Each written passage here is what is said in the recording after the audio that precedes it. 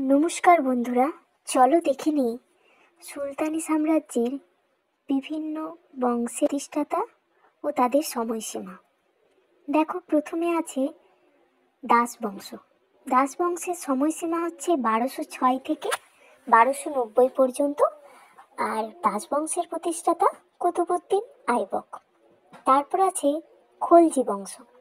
খলজি বংশের সময়সীমা 1290 থেকে 1320, আর প্রতিষ্ঠাতা হচ্ছে জালালউদ্দিন খলজি।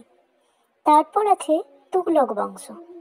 তুগলক বংশ 1320 থেকে 1414, প্রতিষ্ঠাতা গিয়াসউদ্দিন তুগলক।